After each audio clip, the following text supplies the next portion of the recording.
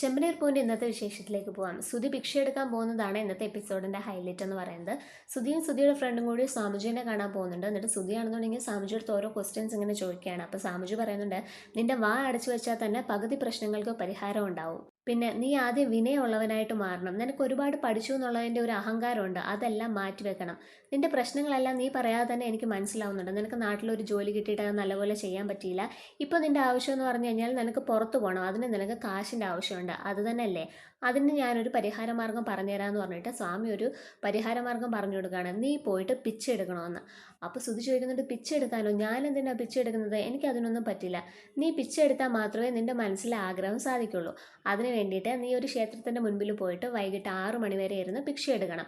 ഭിക്ഷ എടുത്ത് കിട്ടുന്ന കാശ് വൈകിട്ട് ക്ഷേത്രത്തിൽ തന്നെ കാണിക്കയായിട്ട് സമർപ്പിക്കുകയും വേണം. ഈ 6 മണി വരെ നീ പച്ചവെള്ളം പോലും കുടിക്കാനും പാടില്ല. അങ്ങനെയൊക്കെ ചെയ്തു കഴിഞ്ഞാൽ നിന്റെ ആഗ്രഹങ്ങളെല്ലാം സാധിക്കുകയും ചെയ്യും. നീ വലിയ കാശുകാരനാവും. പിന്നെ എല്ലാവരും നിന്റെ മുൻപിൽ കാശിന് വേണ്ടി കൈ നീട്ടുമെന്നൊക്കെ സ്വാമിജി പറഞ്ഞു കൊടുക്കുകയാണ്.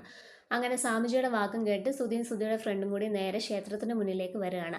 അങ്ങനെ സുധിയുടെ ഫ്രണ്ട് ആണെന്നുണ്ടെങ്കിൽ സുധിക്ക് പിച്ചക്കാരൻ്റെ കോസ്റ്റ്യൂം ഒക്കെ ചെയ്തു കൊടുക്കുന്നുണ്ട്. മുഷിഞ്ഞ കൈലിയും കീറിയ ബനിയനും ഒക്കെ ഇട്ട് കൊടുത്ത് മുഖത്തെല്ലാം കരിയൊക്കെ വാരിത്തേച്ച് പിച്ചപാത്രമൊക്കെ എടുത്ത് കൊടുക്കുന്നുണ്ട്. അങ്ങനെ സുധി നേരെ ക്ഷേത്രത്തിൻ്റെ മുൻപിൽ പിച്ച എടുക്കാനായിട്ട് വന്നിരിക്കുകയാണ്. അപ്പോൾ സുധിയാണെങ്കിൽ ഫ്രണ്ടിൻ്റെ അടുത്ത് പറയുന്നുണ്ട്, എടാ എനിക്ക് ഇതിനൊന്നും പറ്റത്തില്ല, ആരെങ്കിലും കണ്ടാൽ എന്താ പറയുക? വീട്ടുകാരുടെ മുൻപിൽ കാശ് ചോദിക്കുന്ന പോലെയാണോ നാട്ടുകാരുടെ മുൻപിൽ ഇങ്ങനെ പിച്ചപാത്രം കൈനീട്ടി നിൽക്കുന്നത്? നിനക്ക് കാനഡയിൽ പോകണമെന്നുണ്ടെങ്കിൽ സ്വാമിജി പറഞ്ഞ കാര്യങ്ങളെല്ലാം ചെയ്തേ പറ്റത്തുള്ളൂ. നീ ഇവിടെ നിന്ന് എന്തായാലും വൈകിട്ട് 6 മണി വരെ പിച്ചെടുത്തോളൂ എന്ന് പറഞ്ഞിട്ട് സുധിയുടെ ഫ്രണ്ട് പോവുകയാണ്. അപ്പോൾ ഈ അടുത്തിരിക്കുന്ന ഭിക്ഷക്കാരൊക്കെ സുധിയോട് ചോദിക്കുന്നുണ്ട്, നീ ഇതേതാ? നീ ഇവിടെ പുതിയ ആളാണല്ലോ, ഞങ്ങൾ തന്നെ ഇവിടെ അധികമാണ്. ഞങ്ങളുടെ യൂണിയൻകാരോട് വിളിച്ചു പറഞ്ഞാലേ നിന്നെ ഇപ്പം തന്നെ ഇവിടുന്ന് പൊക്കിയെടുത്തോണ്ട് പോകുമെന്ന് പറയാം. അപ്പോൾ സുധി പറയുന്നുണ്ട്, അയ്യോ സാറേ, അങ്ങനെയൊന്നും ചെയ്യല്ലേ. ഞാൻ ഇന്നൊരു ദിവസത്തേക്ക് മാത്രമേ പിച്ചെടുക്കാനായിട്ട് ഇവിടെ ഇരിക്കുന്നുള്ളൂ. ഒരു സ്വാമിജി പറഞ്ഞു എൻ്റെ മനസ്സിലെ ആഗ്രഹങ്ങളൊക്കെ നടക്കണമെന്നുണ്ടെങ്കിൽ പിച്ചെടുക്കണമെന്ന്, അതിന് വേണ്ടിയിട്ടാണ് ഞാൻ ഇവിടെ ഇരിക്കുന്നത്. അപ്പോൾ അവർ പറയുന്നുണ്ട്, എന്നാൽ ശരി, ഇന്നൊരു ദിവസത്തേക്കല്ലേ, നീ ഇവിടെ ഇരുന്നോളാൻ പറയുക. അങ്ങനെ സുധിക്കാണെന്നുണ്ടെങ്കിൽ നന്നായിട്ട് വയറ് വിശക്കുന്നത്. അപ്പോൾ അടുത്തിരിക്കുന്ന ആ പിച്ചക്കാരനോട് ചോദിക്കുന്നുണ്ട്, ഇവിടെ അടുത്തെങ്ങാണ്ട് ഹോട്ടൽ ഉണ്ടാവുമോ? എനിക്ക് വിശക്കുന്നു. നീ എന്തിനാ ഹോട്ടൽ തിരക്കുന്നത്? ഫുഡ് ഓർഡർ ചെയ്താൽ ഇവിടെ കൊണ്ടുവരുമല്ലോ ആള്, ഞാൻ ഓർഡർ ചെയ്യാമെന്ന് പറഞ്ഞിട്ട് ആ പിച്ചക്കാരൻ സ്വിഗ്ഗിയിലൊക്കെ ഫുഡ് ഓർഡർ ചെയ്തിട്ട് വരുത്തുന്നുണ്ട്.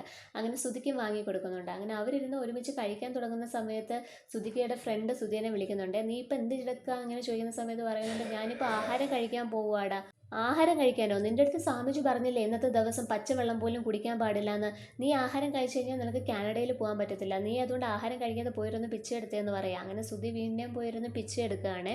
ആ സമയത്താണ് നമ്മുടെ രേവതി ക്ഷേത്രത്തിലേക്ക് വരുന്നത്. അപ്പോൾ സുധി രേവതിയെ കാണുമ്പോഴത്തേക്ക് ഇവളെന്തിനാ ഇപ്പം ഇങ്ങോട്ടേക്ക് വന്നതെന്ന് പറഞ്ഞിട്ട് തലയിൽ തോർത്തൊക്കെ ഇട്ട് ഇങ്ങനെ മറച്ചു വെച്ചിട്ട് രേവതിയെ ഇങ്ങനെ നോക്കുകയാണ്. അപ്പോൾ അത് കാണിച്ചിട്ടാണ് ഇന്നത്തെ എപ്പിസോഡ് അവസാനിക്കുന്നത്. വീഡിയോ ഇഷ്ടമായാൽ നിങ്ങളെല്ലാവരും ലൈക്ക് ചെയ്യുക. ചാനൽ ദയവായിട്ടൊന്ന് സബ്സ്ക്രൈബ് ചെയ്തേക്കുക. താങ്ക്